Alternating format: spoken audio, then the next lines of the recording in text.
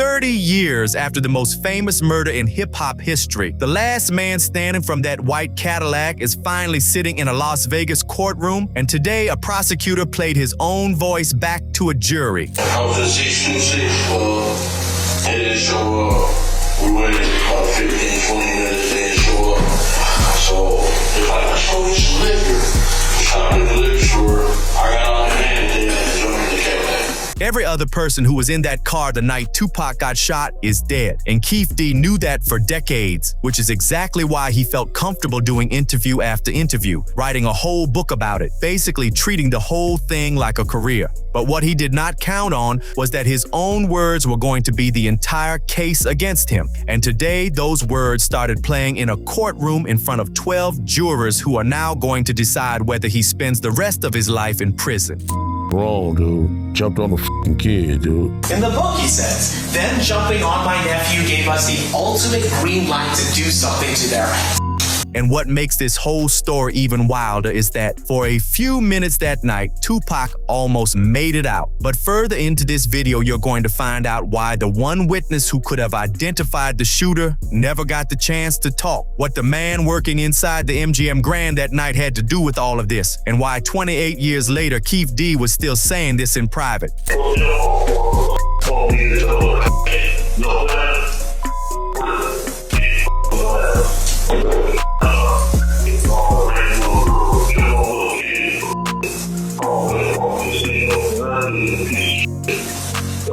Let me break the whole situation down for you. To understand September 7, 1996, you gotta understand the 10 square miles it came from. The prosecution explained it this morning, and they were right to start there, because Compton in the mid-90s was not just a city, it was a whole world operating by its own set of rules. About 30 gangs claiming territory in that same small space, and the two that run this entire story are the Mob Piru Bloods and the Southside Compton Crips. Suge Knight grew up in a Compton neighborhood called Looters Park, which was Mob Piru territory, and those ties never left him even when he built one of the most powerful record labels in music history. Death Row Records in the early 90s was dominating the West Coast, Snoop Dogg, Dr. Dre, and eventually Tupac on the roster. But the people moving through that operation, the unofficial security, the ones handling situations that did not get documented, a lot of them came straight from the Peru world. That was just how Death Row worked. On the other side of that same 10 miles was a man named Duane Keith Davis, who everybody in that world knew as Keffe D. And Keffe D was not out there in the streets at a low level. He was a shot caller, the head of the Burris Street faction of the Southside Compton Crips. And the way you rise in that world is by bringing money in. Keffe D brought in a lot of money. He described his own drug operation in his book as a multi-million-dollar nationwide trafficking business. And from everything the investigation eventually found, that description was not much of an exaggeration. Basically, you sell drugs to be successful, to get up out that shit. Yeah. And to get out the gang and all that shit, so you can provide for your family.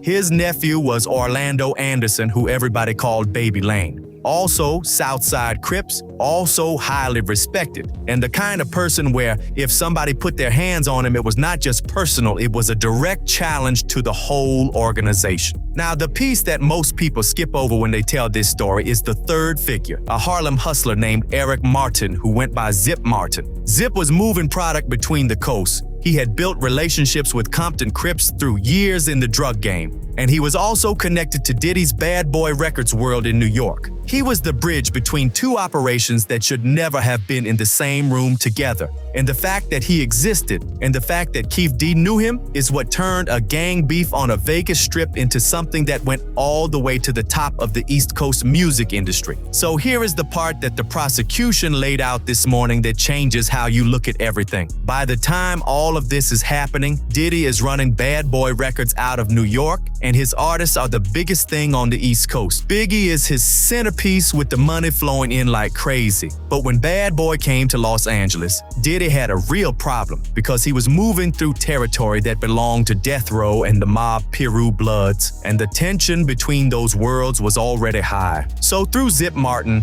Diddy made an arrangement with Keffe D. The Southside Compton Crips would provide security and protection whenever Diddy and his people came west. You want to move through LA without death row's people touching you, you go through Keffe D's crew. Simple as that. Business arrangement built on mutual interest. What that arrangement did, though, was create a connection between Diddy's money and Keffe D's muscle that went beyond just security. And when the East Coast versus West Coast beef escalated to the point where Tupac Shakur was publicly accusing Diddy and Biggie of being involved in a shooting that almost killed him, that connection was about to get activated in a way that nobody could take back. Tupac, in 1995, was locked up at Clinton Correctional Facility in upstate New York on a assault conviction, and his situation was bad. He was broke, his appeals were failing, the East Coast had turned cold on him, and he was stuck. Suge Knight went and visited him in prison, and the offer was direct. Sign to death row, and death row pays the bail and gets you out. Tupac signed from behind bars, Suge posted the bail, and the moment Tupac walked out of Clinton, he was not just a West Coast rapper anymore, he was in the death row orbit, aligned with Mob Piru, in direct opposition to Bad Boy and everything connected to it. And Tupac did not play it quiet. He came out loud. He went on record saying Diddy and Biggie were connected to the Quad Studio shooting in 1994, where he got hit 5 times in a New York recording studio. He said he had proof. He put it in songs, he called people out by name, and he made it the most public beef in the history of hip-hop up to that point. So by the summer of 1996, you had Death Row and Bad Boy on opposite sides of a war that had real street backing behind it. And at a mall in Compton, the street side of that war made its first physical move. In the summer of 1996, Trayvon Lane, who was a Mob Piru blood affiliated with Death Row, was shopping at the Lakewood Mall, and he was wearing a Death Row medallion chain, a gift from Suge himself, which in that world means it carries the full weight of who gave it to you. Also at Lakewood Mall that day was Orlando Anderson, Keffe D's nephew from Southside Crips. A fight broke out between the two groups, and during that fight, the chain got pulled off Trayvon Lane's neck. Now, the prosecution said today that exactly what happened to that chain afterward is disputed. Not everybody agrees on the details. But what mattered was not the chain itself, it was the message that came with taking it. Someone from the South Side had reached out and taken something that belonged to the death row camp. And Trayvon Lane was not going to forget that, and neither was anybody he told. That moment at Lakewood Mall was the fuse. September 7, 1996 was when it went off. On September 7, 1996, Mike Tyson and Bruce Seldon were fighting for the heavyweight title at the MGM Grand in Las Vegas. And basically everybody who mattered in that world was in that city. Death Row had rooms. Sugar had a house in Vegas, and Tupac was invited too. The whole operation came out for the fight. Keffe D was also there with his crew. But here's a detail that came out in court today that most people do not know and that changes the way the whole night reads. When Davis bought his tickets to the fight, he got them through a scalper, which meant when he and his people showed up, they were all scattered across different sections of the arena. They were not sitting together. And Orlando Anderson, his nephew, was sitting somewhere in that building completely by himself with no backup around him. The fight did not last long. Tyson stopped Seldon in under a round, and then the crowd moved out to the lobby and the casino floor. And in that MGM Grand lobby, Trayvon Lane spotted Orlando Anderson standing alone. He pointed him out to Tupac and the death row entourage. What happened next has been on camera for decades. Tupac, Suge, and the whole crew ran down on Orlando right there on the casino floor. Multiple people jumping one man on the tile, Tupac himself getting his in, security rushing in trying to break it up. The prosecution put it plainly today. This was not a random fight. This was the Lakewood Mall chain situation finding its resolution. And it was all captured on the MGM's own surveillance system. After the beatdown, MGM security questioned Orlando. They asked if he wanted to press charges. He said no and refused any medical attention. They let him go, and who could have known that this would lead to the biggest tragedy in hip-hop? And we'll get to details, but first let's talk about what we got from the first day of trial. The prosecution walked the jury through the next 2.5 hours. This morning, and this is the part where it gets into territory that the trial itself is now determining. Because what Keffe D has said across 15 years of interviews and in his book and in that 2008 recording played in court today is that the moment he heard about Orlando getting jumped, there was never a question in his mind about what was going to happen next. In the world he came from, you do not let that kind of disrespect go unanswered, especially when the person who got jumped is your nephew. Wrong, dude. Jumped on the fucking kid, dude. In the book, he says, then jumping on my nephew gave us the ultimate green light to do something to their Davis ran into Zip Martin that night in Las Vegas. Zip told him he had a gun and could help. Davis went to his Mercedes-Benz and got the gun from Zip Martin, a Glock 40 caliber, and started putting together a response. He organized 2 vehicles to go to Club 662, which was Shoegaze nightclub on the Strip where Tupac was scheduled to perform. And here is the other detail that came out today that changes the picture. Davis was not in the white Cadillac initially. He was in a van. Orlando and the others took the white Cadillac and drove over to 662. They waited outside the club for 15-20 minutes. Tupac and Sugar never showed. Davis said it in his own audio played in court this morning. Straight up. They waited, nobody came, so they left. I was at 626, they didn't show up. We waited about 15-20 minutes, they didn't show up. So, if I show you some liquor, shop at the liquor store, I got all the hands in that jump in the Cadillac. In that recording, Keith mispronounced the club name, but it doesn't change the context, and this is the part that is almost too strange to believe. When they left 662, the plan had changed. According to Davis's own account, they were going to go get some liquor, go back to the Strip, and just party. Go back to what the night was supposed to be before Orlando got stomped at the MGM. Davis got out of the van and moved into the white Cadillac. 4 people in that car now. Davis in the front passenger seat with a Glock. A man named Terrence Brown, who they called Bubble Up, behind the wheel. And in the back seat, DeAndre Smith, who went by Big Dre, and Orlando Anderson. They were heading back to the Strip, and on the way, they spotted a caravan of cars moving through the night on Flamingo Road. That caravan included Tupac Shakur and Suge Knight in a black BMW. Heading east toward Club 662, multiple death row vehicles behind them. Davis made a decision right there on the spot. They made a U-turn, they came back around, and they caught up to Tupac's car at a red light at Flamingo and Cobalt. Davis had the Glock in the front passenger seat. He said in his own accounts multiple times that if Tupac and Suge had been on his side of the car, he would have shot them himself. But the BMW was positioned so they were on the right side, the passenger side, which was the opposite side from Davis in the front seat of the Cadillac. So he passed the Glock to the back seat. DeAndre Smith did not want to shoot. Orlando Anderson, with anger boiling inside him from the incident, took the gun. So you handed the gun to the back seat? Yeah. You hear my name? I needed Dre was like, oh, and I ain't like, dude. 4 shots hit Tupac. Suge took a fragment to the head and caught glass in the neck. The BMW kept going. Suge made a U-turn, drove the car west on Flamingo, and it finally came to a stop on Las Vegas Boulevard at Harmon, right on the Strip. 2 tires blown out from going over a curb. Now there was also a car of women right there at that same red light when everything went off.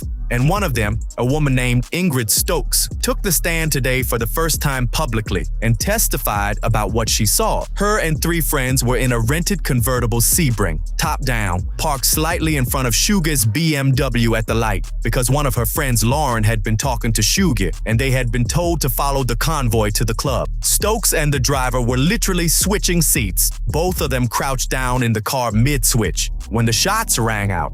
She said she looked up and saw the white 4-door Cadillac in the turning lane. She almost hit it trying to flee. She turned right on Cobalt and drove fast down the first street she could find. When we pulled up on the side of him and she was talking to Suge, he was relaxed, like sitting in the sitting in the passenger seat, and Suge was relaxed talking to Lauren.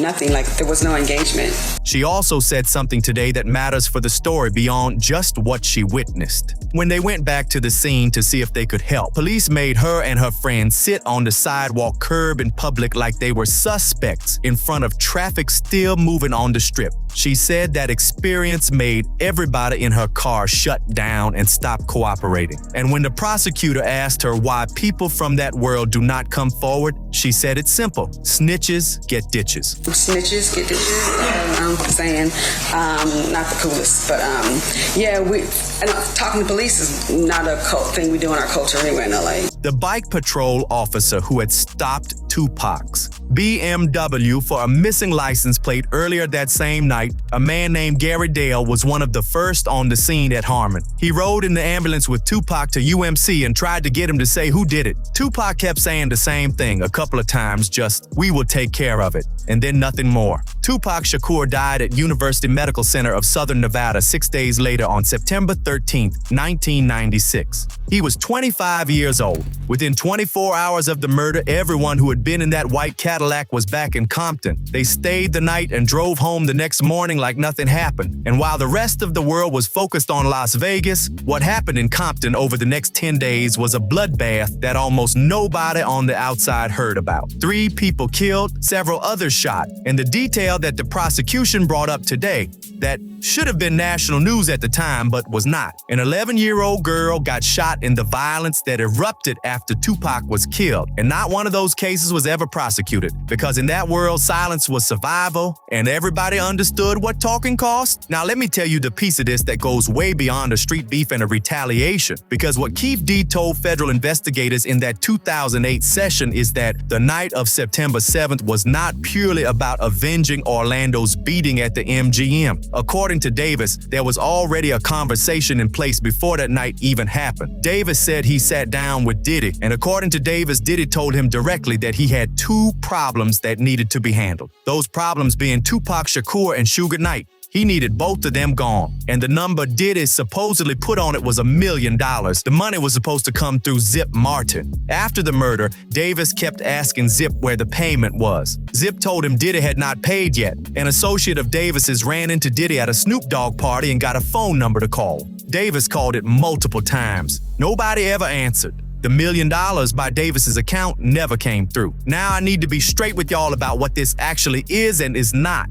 Diddy has denied every piece of this story completely and has done so repeatedly. He called it nonsense on The Breakfast Club in 2016. He has never been charged with anything related to Tupac's murder. Las Vegas police have publicly stated he was never considered a suspect in their investigation, and Diddy is currently serving time on completely separate charges that have nothing to do with any of this. What the jury heard today was what Keffe D said in a room in 2008 on a recording. Whether Davis was being truthful, whether he was exaggerating his own importance, or whether he had other reasons for framing it the way he did. That is exactly what the next 6 weeks of testimony is going to be wrestling with. Gene Deal, who was Diddy's bodyguard at the time, is on the witness list. Whether that testimony goes anywhere is something we are going to have to see. And here is the piece of this whole story that I think about the most, because it never stops being what it is. On the night of September 7th, Tupac was not alone on that strip. Death Row had a full convoy of cars behind his BMW, and in one of those cars was a 19-year-old rapper named Yafel Fula, who everybody called Yaki Gaddafi, founding member of the Outlaws. He and Tupac were tight from way back, practically god brothers. He was in the car directly behind Tupac when the Cadillac pulled up alongside and the shots went off. And when police started interviewing witnesses after the murder, basically everybody went quiet. You already know why. But Yafel Fula told investigators he could identify the shooter, said he could pick the person out of a photo lineup. Detective Becker confirmed in court today that out of everybody who was in that convoy and stuck around at the scene after the shooting, Frank Alexander, Malcolm Greenidge, Katari Cox, and Yafel was the only one who thought he could make an identification. The others told police they saw a black arm coming out of the car and not much more. Police tried to set up the photo lineups. They kept going through Death Row's attorneys, through David Kenner's office, trying to get access to Yafel so they could get him in front of those lineups. They kept getting to run around. Every attempt, every call, every arrangement, something came up. On November 10th, 1996, exactly 2 months after Tupac died, Yafel Fula was found shot in the head in the stairwell of a housing project in Orange, New Jersey. He was 19 years old. Orange police eventually arrested 2 juvenile suspects and said publicly they did not believe his murder was connected to Tupac's case. And maybe that is true, but the only witness who said he could make an ID on the shooter died with a bullet in his head before he ever sat down in front of a photo lineup. And that fact is never never going to leave this story no matter what those orange detectives said. Detective Brent Becker was the homicide detective who caught the case. Got woken up at 12:30 in the morning on September 8th and was at the scene by 1 a.m. His partner Mike Franks went to UMC. What they had to work with was a handful of cartridge cases on the corner of Flamingo and Cobalt, .40 caliber, determined by the firearms examiner to have come from a Glock, and witness descriptions of a white Cadillac with somewhere between 2 and 4 black men inside heading south on Cobalt after the shooting. That was it for physical evidence. When Compton PD came down and saw the MGM lobby tape, they recognized Orlando Anderson immediately, like they knew exactly who he was the second they saw him. That is when his name officially entered the investigation. And Compton also identified several other people in the tape by their street names, including Trayvon Lane and a few others. But here's where the investigation starts developing problems that will follow it for the next 30 years. Reggie Wright Sr. was a lieutenant with Compton PD running the gang investigations unit. His son, Reggie Wright Jr., was the head of security for Death Row Records, the same death row security operation that was in Las Vegas that night. Becker testified in court today that he simply did not trust Compton PD because of that direct conflict. He watched their detectives conduct interviews in ways he was not comfortable with, and eventually his instinct was proven right because Compton PD was shut down entirely in September of 2000 due to corruption, and the LA County Sheriff's Department came in and absorbed what was left of it. And then LAPD called Becker and told him they had found the murder weapon. He flew out to Los Angeles, collected the gun, had it tested by the firearms examiner. Then LAPD called him back and told him they had given him a fake gun on purpose to see if Becker could be trusted not to leak sensitive information. That is what was happening between the agencies working the most high-profile murder in music history. They were testing each other with fake evidence while the actual case was going cold and witnesses were dying. Metro was also dealing with internal leaks from within their own department. People were accessing the Tupac murder file without authorization. Somebody brought a Polaroid camera into the autopsy room, and later a photo of Tupac's body showed up in a published book. Becker started locking his case files in his own desk, put some reports on floppy disks to keep them from walking off. They eventually changed the case number entirely, just to make it harder for unauthorized people to find the file. A name that came up through the investigation was David Keith, a man connected to Keffe D who had worked at the MGM Grand. His photo went into the lineup. Kevin Davis, who appeared to be Keffe D's brother or close relative, also appeared in those lineups, and investigators later found a .40 caliber Glock on Kevin Davis. They tested it, not the murder weapon. And here is something that Becker confirmed today that is crucial for understanding the defense's argument. Not one single witness identified any of the alleged Cadillac occupants in any of the 10 photo lineups that were built during the investigation. Not Keffe D, not Terrence Brown, not DeAndre Smith. Nobody picked anybody. 30 years of investigation and 0 photographic identifications of a single suspect. When Detective Long took over the case in 2002 and worked it for the next 15 years, the leads had already been cold for a long time, and the witnesses had gone further into silence. And when Greg Kading, the federal agent who ran the 2008 secret session with Davis, retired and published a book in 2011 that contained Davis's confession, the whole secret arrangement unraveled publicly. The defense said today that Kading walked out of law enforcement with the actual case files when he left. They also said he was found by a judge to have manipulated witnesses during his time at LAPD, which led to cases being overturned. And this is the part that makes this case genuinely unlike anything you have seen in a criminal court, because with every other person who had been in that Cadillac dead and no living co-defendant who could place him at the scene, Keffe D had every reason in the world to just stay quiet, and instead he decided to make a whole career out of telling the story. It starts with that 2008 session. Davis was caught up in a drug trafficking sting through a CI and an undercover operation. The federal task force hauled him in, and he flipped the whole thing around. Told them he had no useful information about what they were actually investigating, which was Biggie's murder and possible LAPD involvement. But then he said he could tell them about Tupac, and he went into that room and laid out the whole sequence. The MGM, the van, the Cadillac, Zip Martin's gun, the U-turn, Orlando shooting from the backseat, and the Diddy bounty. All of it on tape. In a room with FBI, DEA, LAPD detectives, and a United States attorney, under what he believed was a proffer agreement. And then nobody charged him. Nobody even told Las Vegas Metro that the session had happened. Detective Long, who was actively working the Tupac case for Metro at that time, did not find out about the 2008 interview until years later. The FBI, the LAPD, the U.S. attorney, all in that room, and not one of them picked up the phone and called Metro. Then Caden published his book in 2011 and put Davis's confession in print. And Davis, furious that his story was out there and someone else was profiting from it, decided to go public himself. He said it straight on the 2017 BET Death Row Chronicles interview, and the prosecution played it today in that courtroom. I got in the car with them, yeah. We ran into them.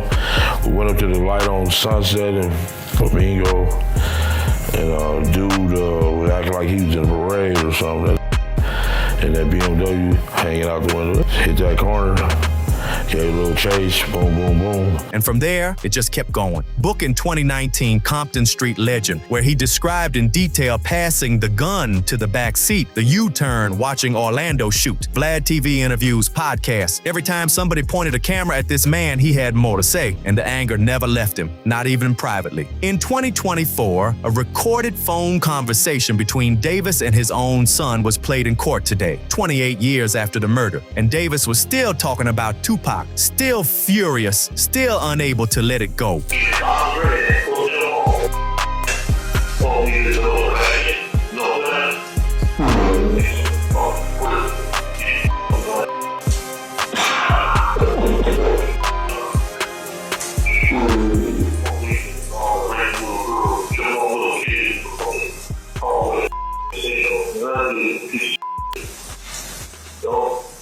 The prosecution ended their opening with that clip this morning because their argument to the jury is this: a man who is still that angry about something 28 years later, privately, when no cameras are on him, when there is nothing to sell and no audience to perform for, is not a man who made up a story to move books. That is a man who actually did what he said he did. In July 2023, Las Vegas Metro Police served a search warrant on the Henderson, Nevada home of Davis's wife, Paula Clemens. They were looking for anything connecting him to Tupac's murder. They came out with computers, phones, hard drives, 2 tubs of photographs, a copy of his own book, a Vibe magazine with Tupac on the cover, and several .40 caliber bullets. On September 29, 2023, Keffe D was arrested while taking a morning walk near his home. No dramatic raid, no standoff, just officers walking up to a 63-year-old man out for a stroll and telling him it was time. Body cam footage from that morning caught a detective asking Davis what he was being brought in for. Davis, already in handcuffs in the back seat of the police car, said he was being arrested for the biggest case in Las Vegas history. He already knew exactly what it was. He rejected a plea deal before trial started. He has been in the Clark County Detention Center without bail since that morning. He told a reporter he did not do anything and he is taking his chances with the jury. Opening statements this morning, August 17th, 2026, 30 years and 10 days after the shooting on Flamingo Road. The prosecution called it an act of revenge from the moment it started. Walked the jury through the whole sequence from the MGM to Flamingo and Cobalt, and then let Davis's own words do the work. They played the 2008 audio. They read from the book. They played the 2024 phone call with his son. And because Davis also came up as a suspect in Biggie Smalls' murder back in 1997, they played a recording of Davis voluntarily sitting down with LAPD detectives that same year, calmly telling them he was in a green Oldsmobile rental car the night Biggie was shot outside the Peterson Museum, that he was on the first level of the parking structure, that he heard people saying Biggie got shot and just went home. I didn't see anything